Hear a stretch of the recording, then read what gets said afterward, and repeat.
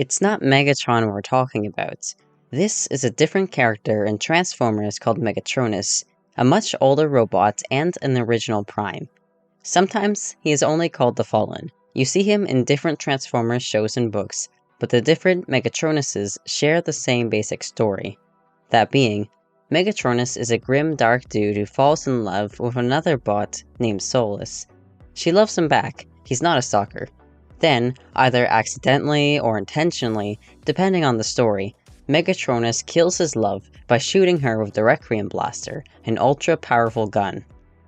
Today I'm comparing two Megatronuses.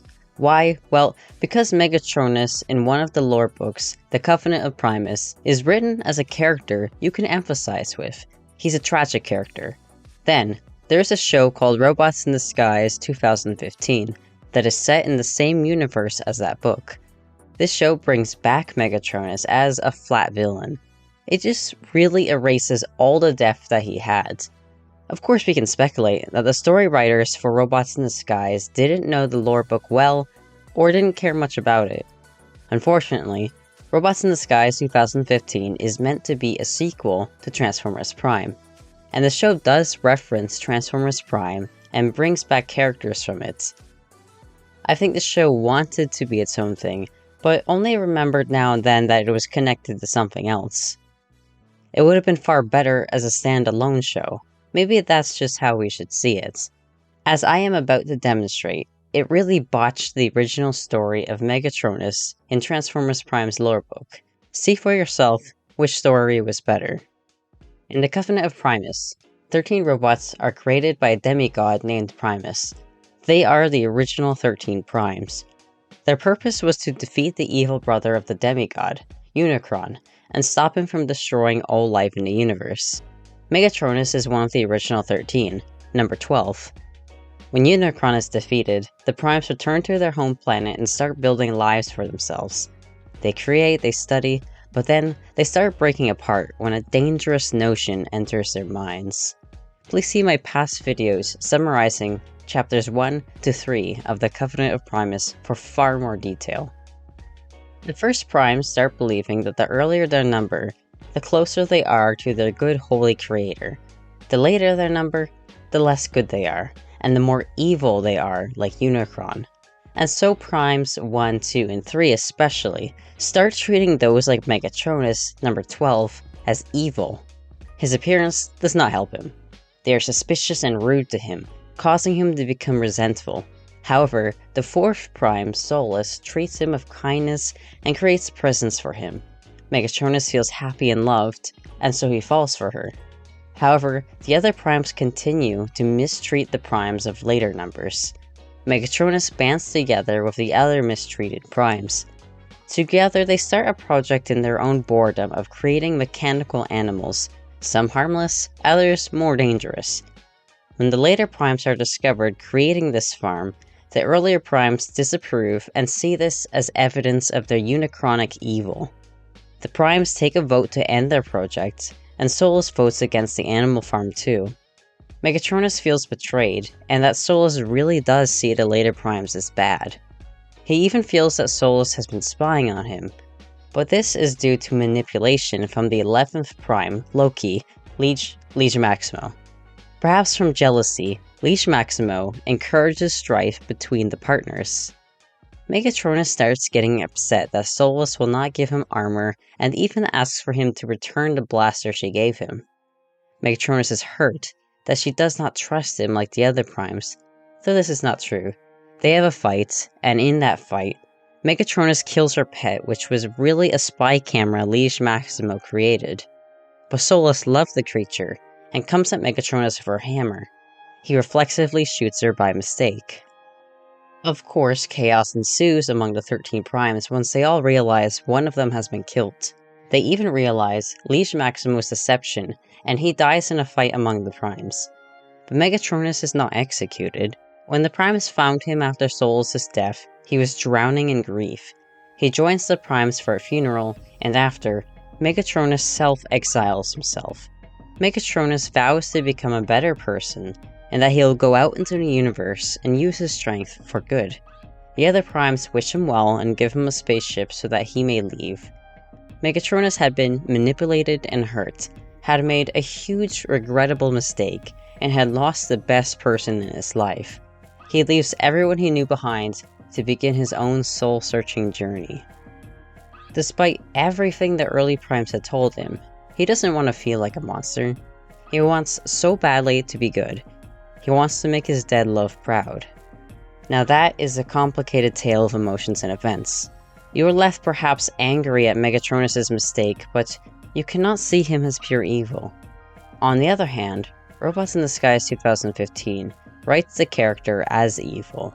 He is a villain with a simple cartoon desire to destroy the world. Megatronus looks quite different in design, but Robots in Disguise 2015 does reference the basic story. Megatronus is introduced in Season 1, Episode 21 at the very end. He suddenly calls Steeljaw from another dimension. He appears in a reflection and does some spooky floating. Megatronus wants Steeljaw to release him from the other dimension, and in exchange, he'll help Steeljaw conquer Earth. Megatronus displays some telekinetic powers, first crunching metal, but then some actual impressive shit of making someone crunch their own arm. However, I have a hard time taking the floating head seriously, especially when I see his mask as a kitty cat going blip, and his laser eyes as a meme edit.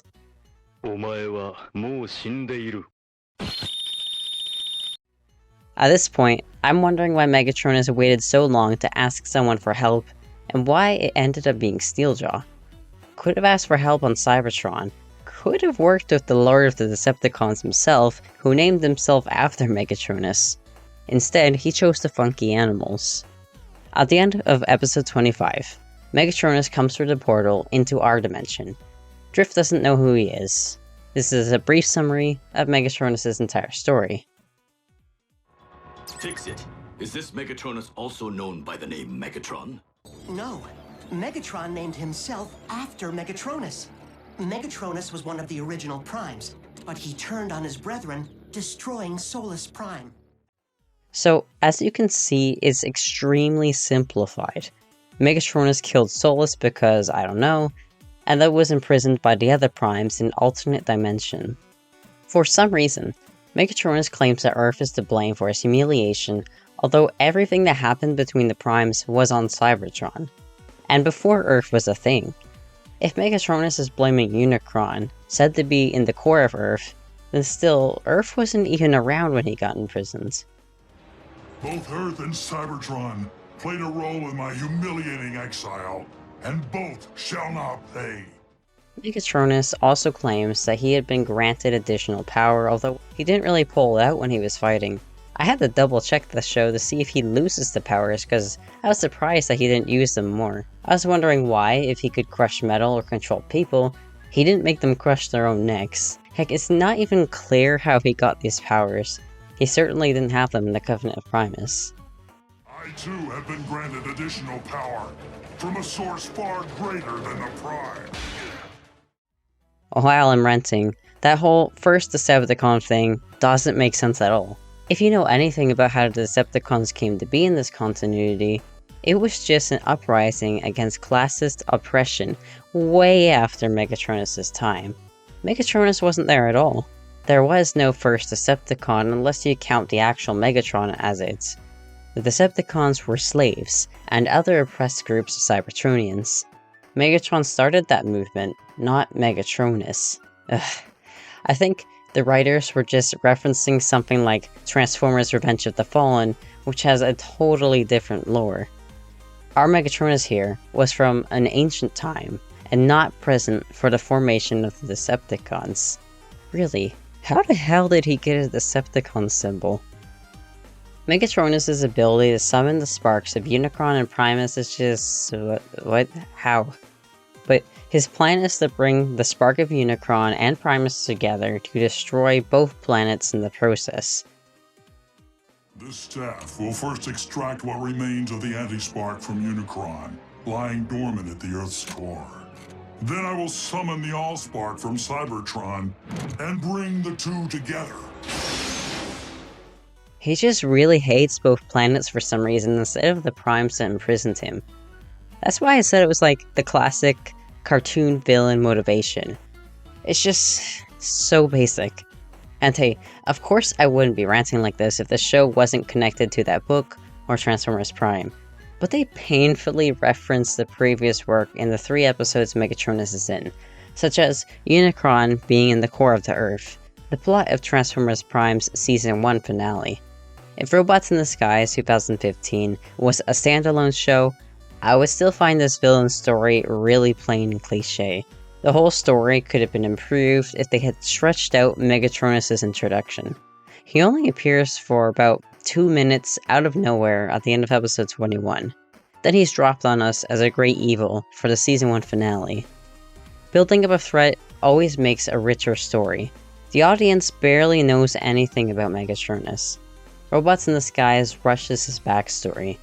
Megatronus has no complicated goals, nothing we haven't seen before in other cartoons. It's really plain, and that's all I really wanted to say. Robots in Disguise, like in other circumstances, took a good character / story and twisted the goodness out of it like squeezing water out of a towel. It's far too simple, and just frustrates the fans of the original content. They don't want to see their boy done dirty like that.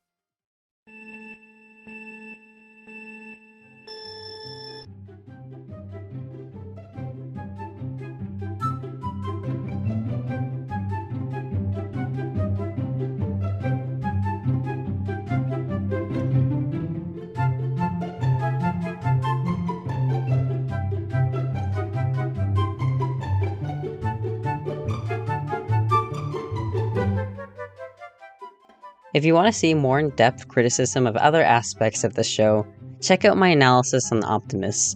If you think I shit on this show too much, here's a criticism of some aspects of Transformers Prime. Done with my complaining? Here are some summaries and memes instead.